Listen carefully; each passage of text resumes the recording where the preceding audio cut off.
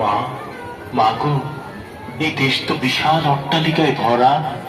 ওরা তো নিত্য বিরিয়ানি পোলাও কোরমা খাই, কিন্তু আমাদের ঘরও নেই এক মুঠো।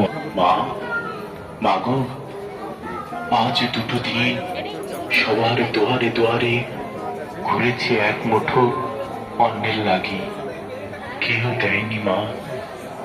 সবাই দৌড় দৌড় করে তাড়িয়ে দিয়েছে মা। ওই দেখো মা, এই দেখো মা, সেদিন রুটির দোকানে গিয়ে একটুখানি রুটি চেয়েছি বলে ওরা আমায় কেমন করে মেরেছে। আজও জখম শুকায়নি মা। এই পৃথিবীর মানুষগুলো এত নিষ্ঠুর কেন? তারা তো অন্ন নষ্ট করে, ফেলে দেয়, অথচ আমরা দিনের পর দিন উপোস করি, এক মুঠো অন্ন জোটে না। মা, মা গো, তুমি বোবার মতো শুধু চেয়ে থাকো কেন? দাও না মা এক মুঠো। তোমার মা জবাব দাও না।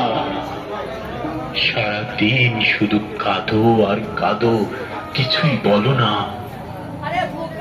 এক মুঠো অন্ন দিতে না পারো মা, একটুখানি বিষ দাও, নিজের জীবনটাকে দিই মা।